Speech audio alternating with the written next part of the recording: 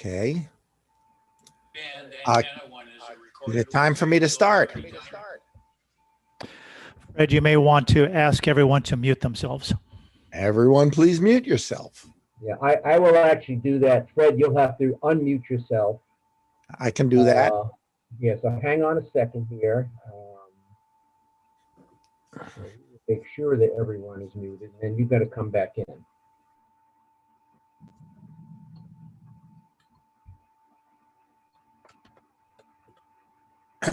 I'm back in. All right.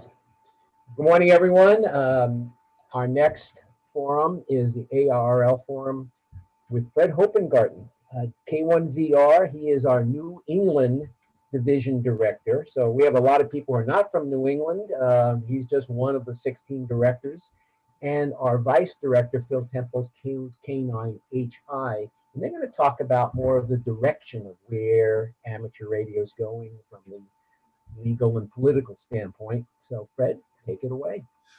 Very good. Thanks a lot. And by the way, greetings to Zach Manganello, who is the big winner this month in the state of Vermont, having gotten a permit for his two tower array. Congratulations, Zach. Let me begin by telling you that I do not read slides slowly. If you look away from the screen, you may lose a slide. I've been at this a long time. There's my original ARRL full membership dated from November 1st, 1956. I'm also a volunteer counsel, and I do support the league, and I hope you all will join the league or at least renew your memberships.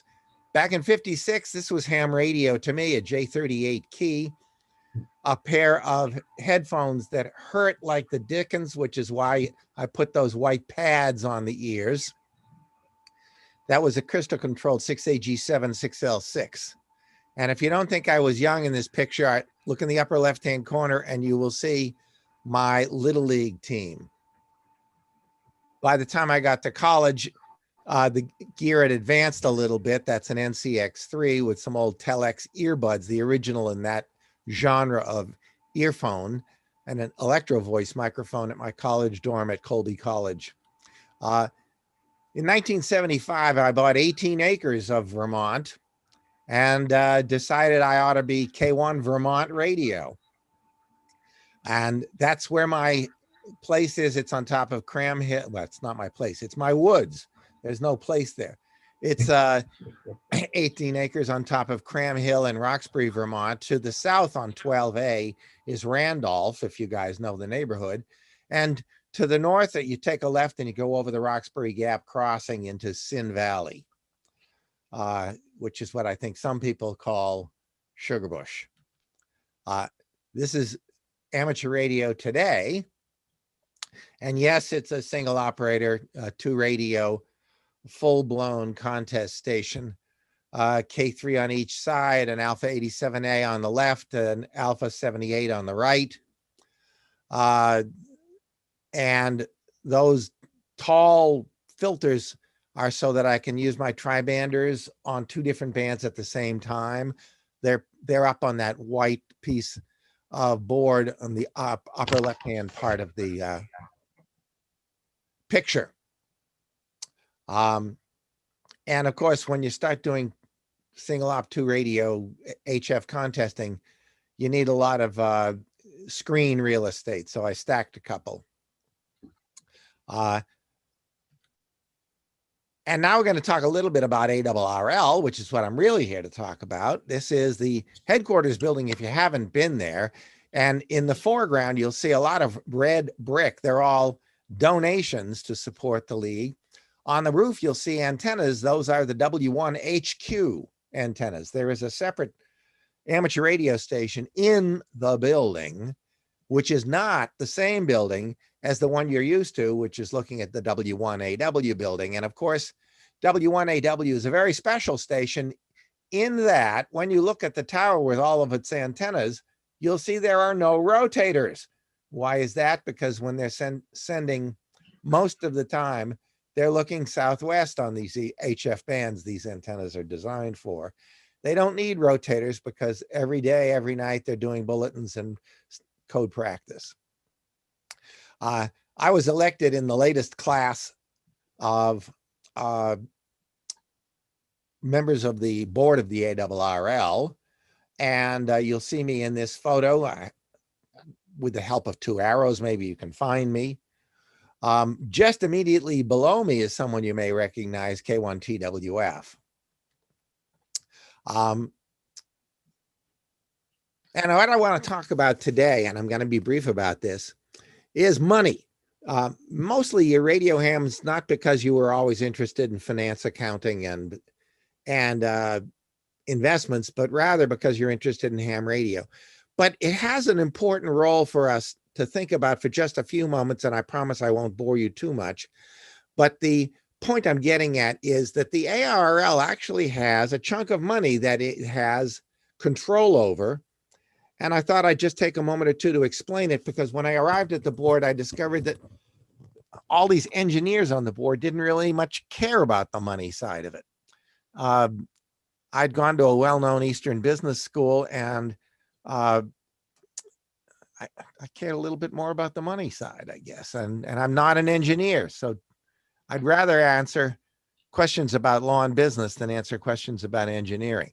In any event, the ARRL has about 31 million. You can see here at the end of 2019, $31.7 million in investments. Gesundheit. And the interesting thing about that is that's not all, because there's also an ARRL foundation, and all of the money is sort of mixed together for investment purposes, yielding, if you had the actual 2020 numbers, which you don't, that'd be about 35 million plus 6 million in the endowment. We're talking about $41 million for the ARRL to manage. And what I discovered was it's not all available to be spent at any given moment in time, because we do have, and this is from the annual report, we have some assets with donor restrictions. This doesn't mean that the donor restricts how we invest it. It means that the donor has restricted how we spend it. Things like that are people who have designated that money be spent on the defense of frequencies, or other funds, specialized funds that really benefit the league. The thing that's different about the ARRL and any other magazine serving our hobby is that the ARRL is your representation in Washington, your representation in international affairs, protecting your frequencies and working on the laws that govern amateur radio operation. So we also have all of these investments guided by an investment policy statement, which frankly nobody ever looks at. We do have to preserve some money to cover the costs associated with life member annual dues, and it authorizes withdrawals for operations up to about 4%. So every now and then the treasurer is asked by the chief financial officer to transfer a little bit of money if our revenues have fallen a little short of income. When I joined the board, I started asking around about the management of $41 million. It's not a trivial amount of money. I assure it's more than most people spend on cat food in any given year. The point is that it was managed for 30 years by a community banker, Jim Cobb, a wonderful guy, former client of mine. I helped him get permits for his antenna systems. He was a CPA graduate of Bentley University. His call signs were K1LLU, W1LLU, and K1LU. And he managed the money of the ARRL without charge to the ARRL for about 30 years. He was a community banker, and his bank had about 3 branches. He was the president. The nature of what I'm getting at there is that by his nature, he was sort of a conservative kind of guy. When he retired, and by the way, he only died this past year, 2020, in March, I think. The money was taken over by Rick Niswander, who has a PhD in accounting. he's also a professor of accounting at Eastern Carolina University, where he serves on the investment management committee for the foundation of Eastern Carolina University. So we have had basically for 40 years, we've had CPAs who are conservative managing the money. And I decided to take a hard look at all of this.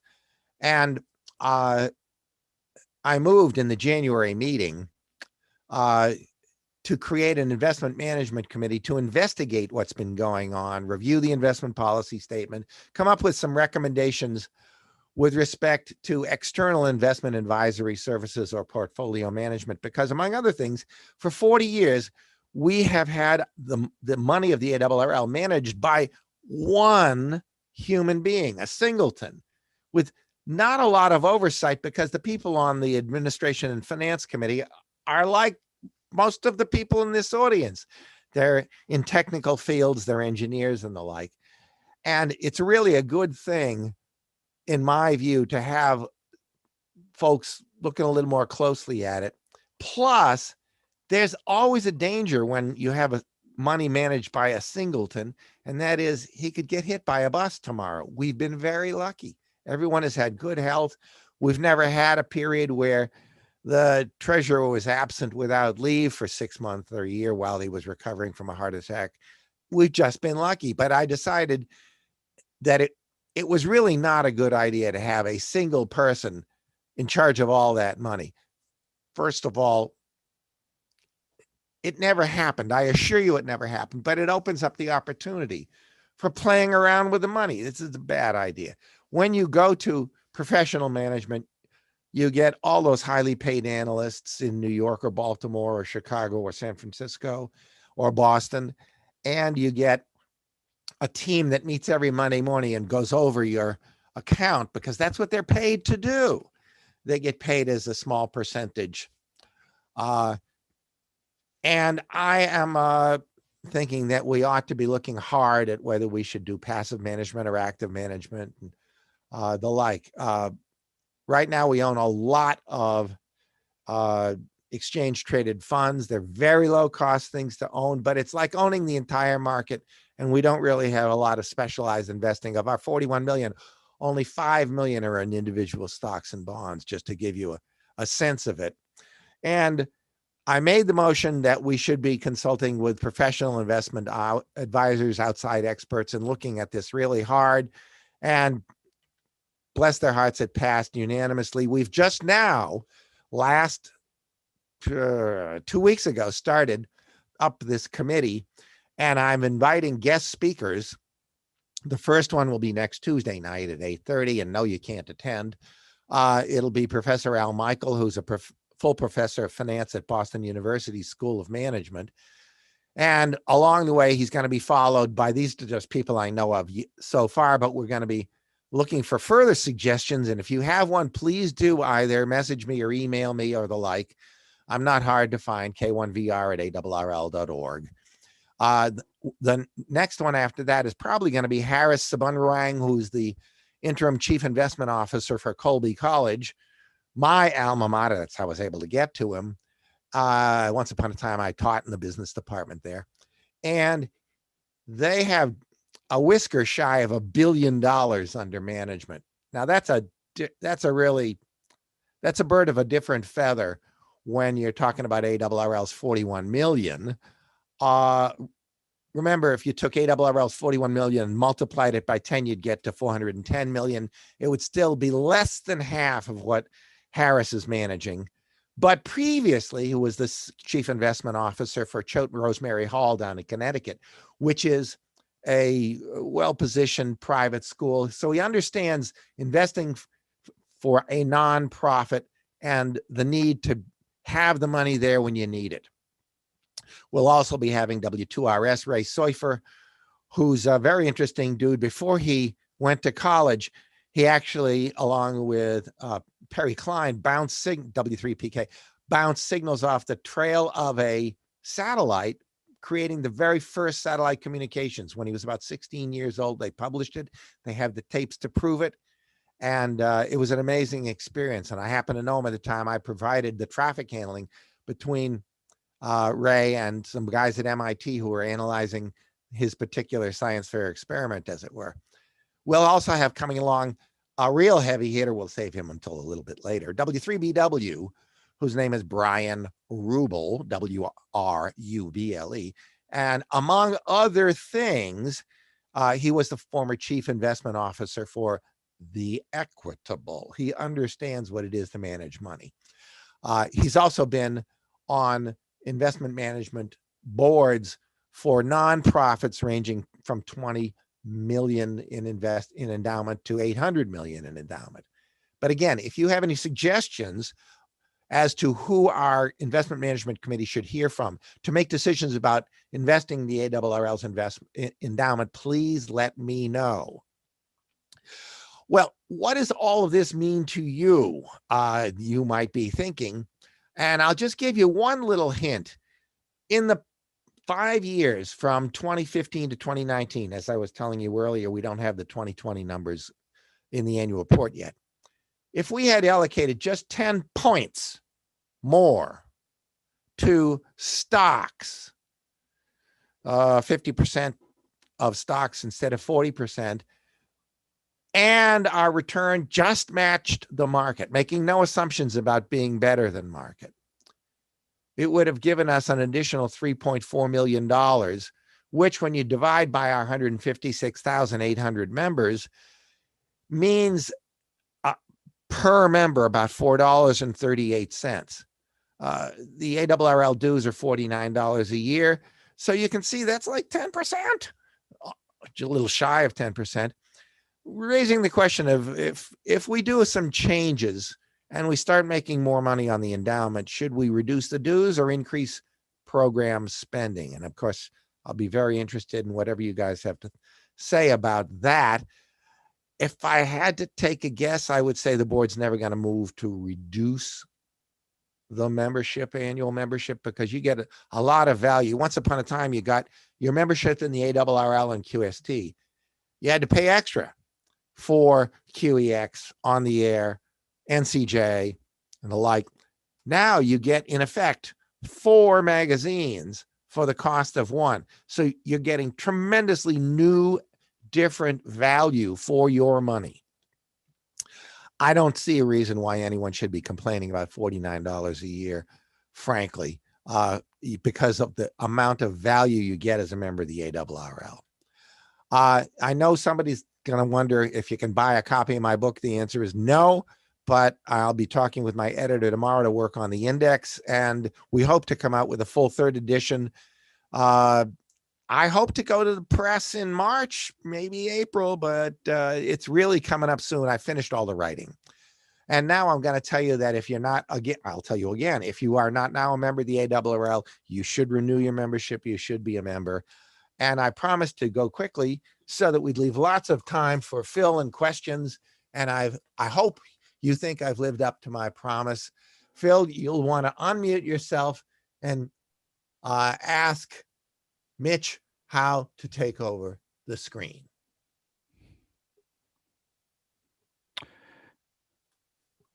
Well, I'm not able to share until you're not sharing, Fred. Okay, I will. Should be a red button near the top. Stop share. Yeah. Great. Well, good morning, everyone. Appreciate you having Fred and me here with you today in Vermont. Let me kick in my screen share. And everyone see that? Thumbs up? Yes? Yes. Okay. I promise to be brief as well. My name is Phil Temples, K9HI. I'm the Vice Director. I was appointed not too long ago, September of last year, when Mike Raisbeck, K1TWF, got bumped up to ARRL First Vice President. And a little bit about me. I've been in the Boston area for a number of years. I have most of my time with the ARRL has been involved with the field organization. I've served as section manager for a number of years. I've also served as an affiliated club coordinator. I really enjoy reaching out to clubs in all of the different sections. and I'm trying to get on all of the mailing lists that I can. So if I'm not on your club's mailing list, I would appreciate you contacting me so that I can arrange to do that. Also, in my spare time, I serve as program chair for the New England Division Convention, which has just been approved for an in-person, we hope, presentation in September, but we'll have to wait and see. Fred has asked me to review some of the FCC actions and some of the ARRL's comments and reply comments over the last couple of months. One of the biggies, of course, is the 3100 to 3550 megahertz band spectrum. Contrary to popular belief, we've not completely lost our secondary status, and I'll show you that in a moment. The FCC did propose to remove us from the 3300 to 3500 segment of the band, and to cease on a date consistent with first possible grant of flexible use authorizations to new users, as the quote goes. The ARRL said, wait a minute, that's not really in keeping with your past requirements of vacating the spectrum. And so they filed a petition for reconsideration. They wanted to know why the FCC was departing from its earlier policy. ARRL's petition was opposed by the CTIA, which is a very powerful wireless communications lobbying group. They filed for opposition to the petition of reconsideration in December. The good news is, we think, that the FCC has released a draft of a decision, which they will discuss at a March 17th meeting. And I won't read all of the bullet items, but the good news is they may allow amateurs to continue to have access for some time to 3300 to 3500. They will probably withdraw our secondary allocation from 3450 to 3500 in about 1 year. But this would still allow spectrum use for weak signals and beacons. They may have to move a little bit to 3450. EME use can continue, and the spectrum above 3400. So all is not lost. After March 17th, we should know a lot more. And I should add, this is due to some really great work on the part of our Washington counsel, Dave Siddall, K3ZJ. Dave is a managing partner with DS Law in Washington, D.C. Moving on to another docket that caught the attention of many amateurs. The FCC filed in October 15th of last year to charge us $50 for our amateur radio licenses over a 10-year period. The league, I think, did an excellent job of mounting a PR campaign to get lots and lots of comments from its members. And as I note here, more than 3,500 comments were filed as of the deadline. I personally put together a little presentation and made club presentations on Zoom to about a dozen different radio clubs across the division, as well as one or two outside of the division. I'd like to think that it helped. The league got lots and lots of comments, and they eventually agreed with the ARRL and with other commenters that perhaps $50 was a little bit too high given the services they actually provide when they process applications. I think it's interesting to note that in the FCC's final comments, there's a quote in there that says, ARRL and many individual commenters argued there was no cost-based justification for this. So very good news. Let me get my Zoom window out of the way here so I can see what I'm doing here. Again, no date has been determined yet for this fee collection, but it probably will be in the summertime. All right, another notice of proposed rulemaking. Actually, it was not an NPRM. It was, I don't know what you call it. Wireless Telecommunications Bureau seeks input on expanding number of amateur radio license operator VECs, volunteer examiner coordinators. As you probably know, the ARRL is the largest of the volunteer examiner coordinators. There are others. You've probably heard of W5YI, the Greater Los Angeles VEC group, and about a dozen others. The ARRL filed comments on February 4, basically opposing this action. Stated that we really don't need any more VECs. We're doing quite well, thank you. Over the past 10 to 12 months, we've been maintaining our numbers in terms of new licensees and amateur radio examination opportunities. So we'll see how the FCC comes down on this. And the FCC proposed not really in an NPRM, but just, I think, a general statement that they were going to start requiring email and electronic filing from all of its licensees. This, of course, raised some concerns from some amateurs who might not have electronic mail, might be out in places that have no internet access. The FCC has stated that they'll routinely check for bounced email. Now, obviously, if you have a postal address that bounces, the FCC can terminate your license, and supposedly could do the same if an email bounced. But they will routinely check to make sure that emails get through to you. They're also saying that they'll supply space for 2 email addresses.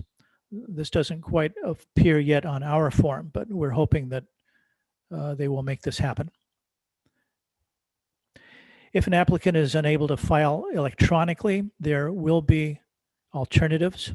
A waiver can be sought and paper can be used. We'll see how that goes. But this all is supposed to go into effect on June 29. And that's all from my share. Let me turn it back to Fred, and perhaps Fred will like to field questions, or he has further comments. Mitch, what's the best way to do this? We wanted to leave a lot of time for questions, and we've been successful.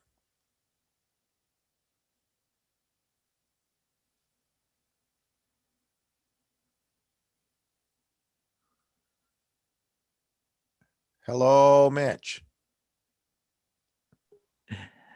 On mute.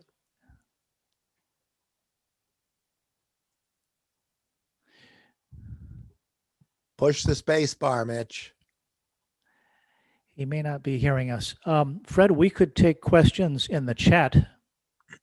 Oh, that's a good idea. Okay, Any word on tech enhancement proposal? Go ahead, Phil. you guys want me to really talk here? No, I guess we'll just do it this way. Phil, do you have any thoughts on the tech enhancement proposal? I know Mike Raisbeck had mentioned something about that. That's his committee. He's on that one. I don't know an answer for that one, Fred. Okay. I think it's something that keeps bubbling around, but no proposal has been thrown down on the desk, as best I understand it. We do have a committee working on band allocations, and they will eventually, and out of the allocations will eventually come tech enhancement proposal. But Anthony, that's all I can give you at the moment. Next question. All right, if nobody's going to ask a question, I want to ask a couple of things. In going over the investments of the ARRL's money, one of the giant size questions that we're confronted with is the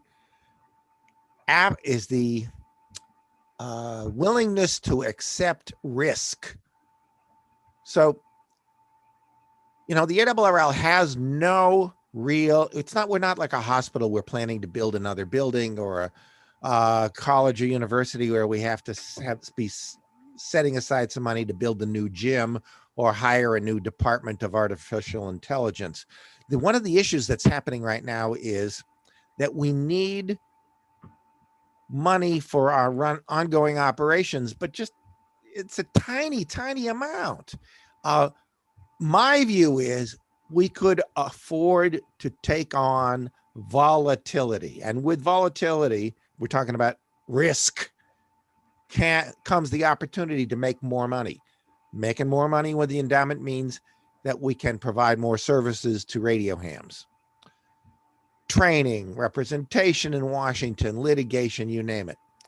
The question is, how would you as members feel if one day you woke up and at the end of the year it said the ARRL endowment was down 20%? Could you live with that? If you're an individual and your kids are going to go to college next year, or you're saving up to buy a house, or like, you cannot accept that level of volatility. That makes no sense. But if you're the ARRL with a 106-year history, a very long time horizon, and no immediate projects in front of you, you can, in my view, accept a lot of volatility. But many members of the board, I can tell you, don't seem to think that way. I'd like to hear from the group. Mitch, is there a way we can have people chime in? Yes, anyone can just hit their space bar, and when you hit your space bar, you're unmuted for the time you hit it, like a push to talk switch. We know that. Ask your questions and then let up on the space bar. So the question is, could you tolerate some volatility in the ARRL investments?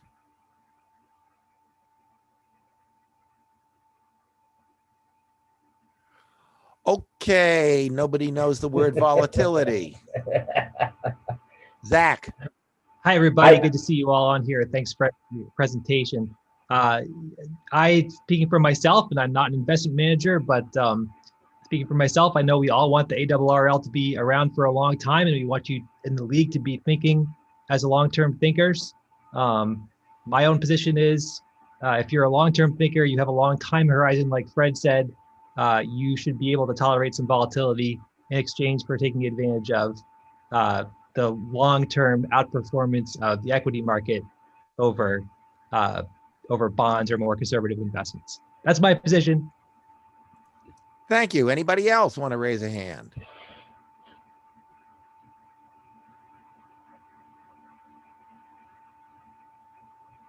Okay, you're all so rich that money means nothing to you.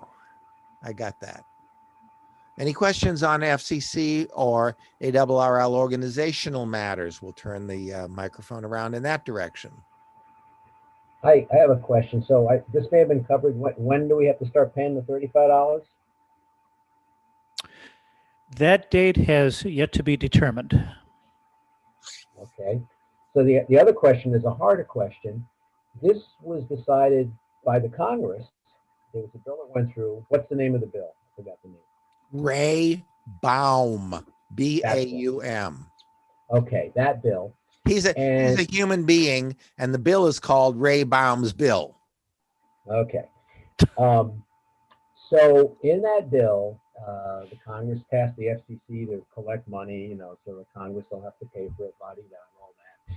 And they exempted non-commercial broadcast stations, and that's what I do for a living. I work on broadcast stations. They exempted public service radio. They should have exempted ham radio as well. Why didn't we? Did we meaning the ARRL, were on top of this and saying, hey, include us too, because we did the same thing in Vermont. They wanted to take the radios out of our hands, and I had to put the suit on and go down to Montpelier, wave my hand, saying, no, don't do this. Did somebody do that in Congress, or we were asleep? What happened there? The first answer is that I've never known suffering like the requirement to put on a tie, Mitch. The next thing I would say is Believe it or not, the FCC's hands were tied on that question. Those other services you've been mentioning were exempted in the statute. And the FCC had no ability to exempt people under the statute Right. who were not named as exempt. Now, that raises a separate question, which is why weren't we lobbying the Congress? That's the question. Yeah. So you have to go back one step. And part of the answer to that is you hadn't elected me as a director at that point in time, because lobbying Congress is one of the things I do.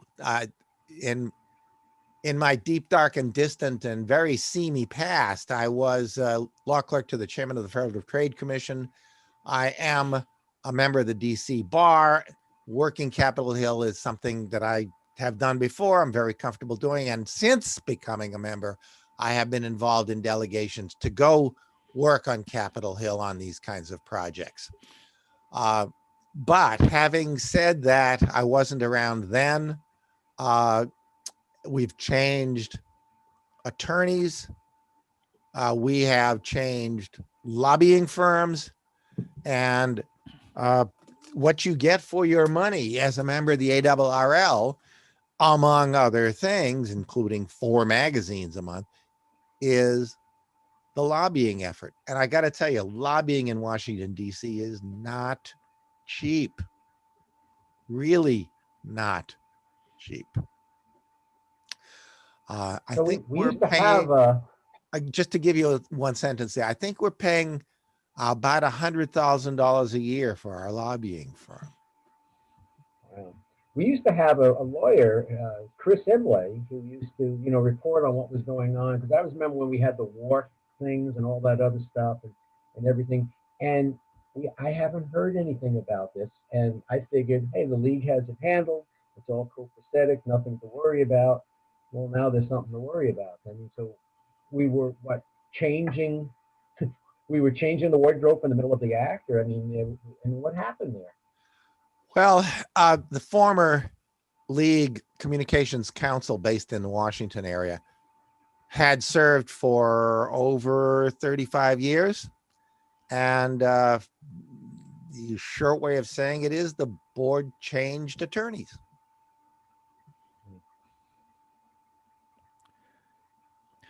Fred, do you want to touch on some of the highlights from the board meeting?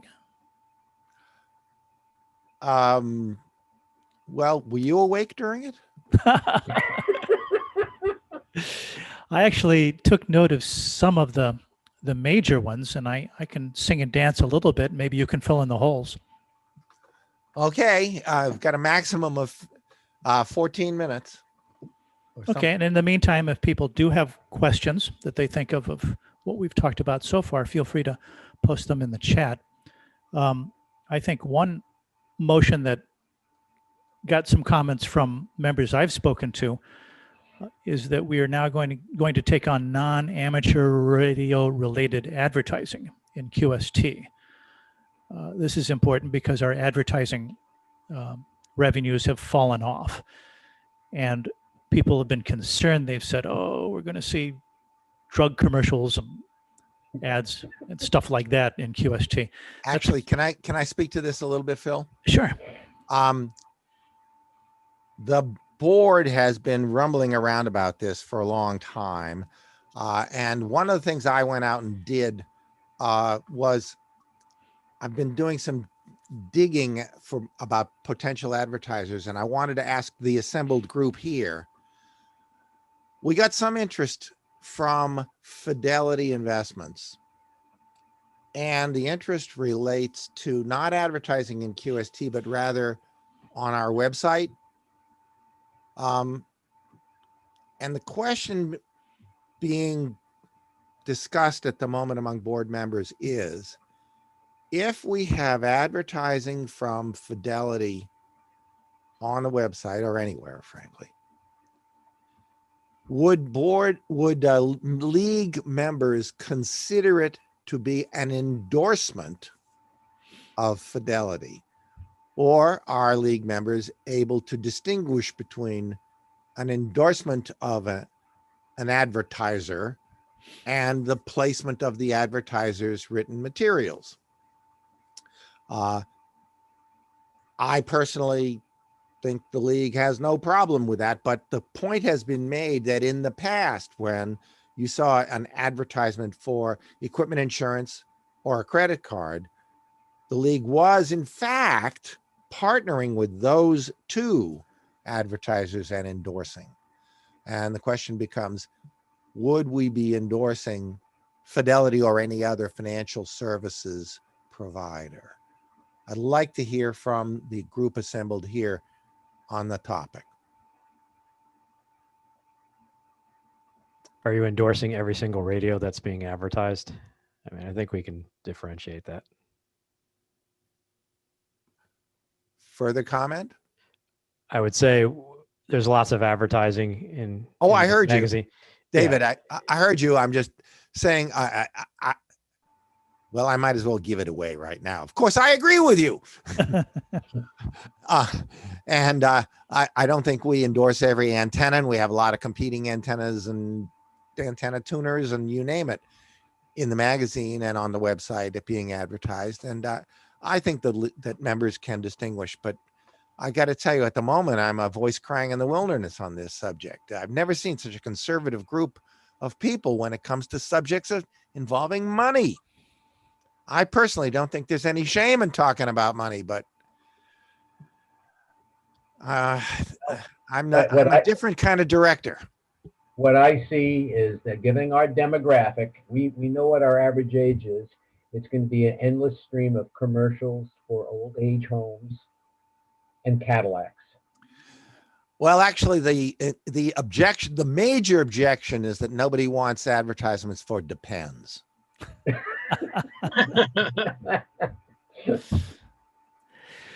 Fred, I think the way they left that decision, correct me if I'm wrong, the ARRL staff will be given, they'll be able to judge as to whether to accept the advertising in question. They're given discretion in consultation with the CEO, Mr. Minster, who you've just heard from.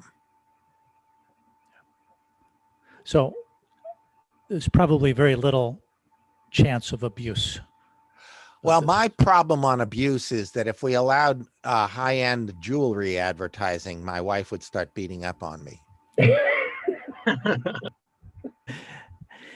The other board motion that's interesting, let's see, electronic balloting, which was something that was visited in the past and was deemed to be a failure. Now, in the future, you may be able to vote for your director, vice director, section manager electronically. And I personally tend to think that's a good idea. In the past, the reason it was deemed to be a failure was that voting was lower electronically than it had been by mail. That was the nature of the failure, not a security failure, which is what comes up in the minds of most people considering it for the very first time. However, there have been advances on electronic voting, and in fact, hearkening to the stock and bonds world, you can now vote electronically on all of those motions that your stock corporations are forced to put out to the membership. So the security issues, the concerns about security issues have been attenuated by advances. Yes, and they have not taken away they're not contemplating taking away the mailed ballot option. It would augment the regular mailing, which I think is good. As members of the board are now considering, it would be one or t'other. We don't want to engage in Chicago style voting, vote early and often. That's the only way. I don't understand something. So in the real elections, the ones that supposedly really count, they've gone to mail voting, which we have done in the ARRL for years, right? And of course, we know what the post office does with mail. So, and now we're going to move to electronic, which is something I've said we should do for all elections, because, oh, it's not safe. I said, I can move hundreds of thousands of dollars of money around electronically safely. Why is voting not safe? And nobody can seem to give me an answer for that. Well, my answer, Mitch, would be if you're moving hundreds of thousands of dollars around, that we need to talk to you about donations to the league. I didn't say it was my money. Oh.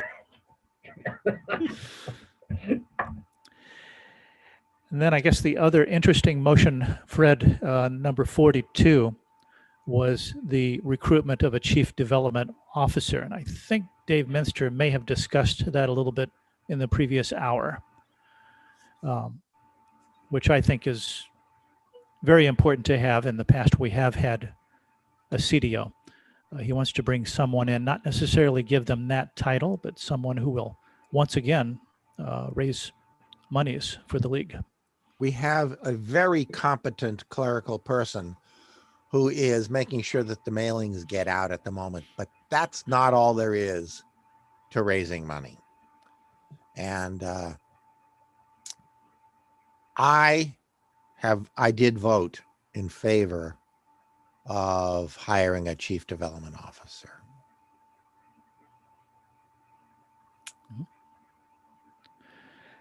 I think it's important for everyone to know that the league is being pretty transparent with its motions. They get them out within 30 days of a board meeting. There weren't that many executive sessions or meetings of the, what do you call it, entirety, where we don't take minutes.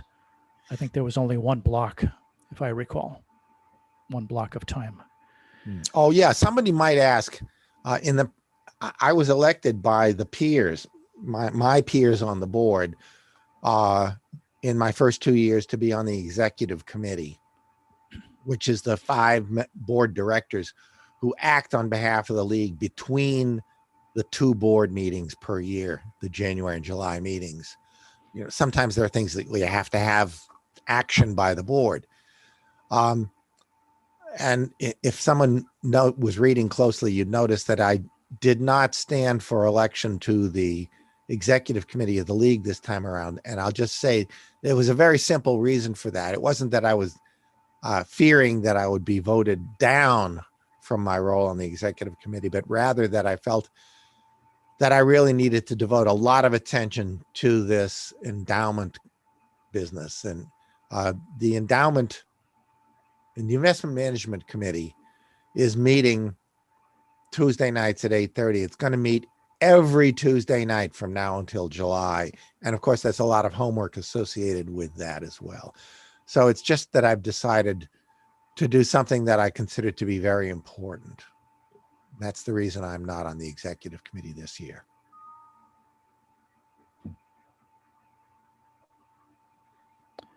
I've just posted a link to the board meeting minutes in chat if anyone wants to follow up.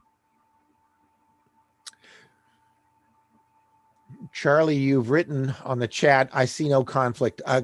Which topic were you referring to?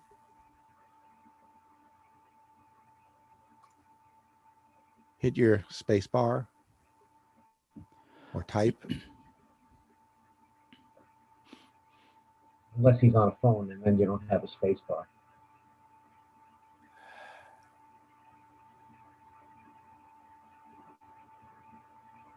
Okay. Mitch, we can in fact give people a 5-minute break before the next session starts. Thank you all for listening to me speak rapidly through the money part. I know you didn't become radio hams to talk about money, but as I've explained, I think it's important. And it's something that as an organization, the league needs to pay attention to. If Phil and I can be of help to you, we're readily available using the standard format, K9HI at ARRL.org, K1VR at ARRL.org. If anyone wants to go camping on top of K1VR Mountain in Vermont sometime, talk to me. I think it'd be fun. We did a field day from up there one time. It was a great time. Thank you for the opportunity, Mitch. We appreciate it. Thank you, Mitch. Thank you, Fred. Thank you, Phil. Great job. And hope to see you really, not virtually, soon.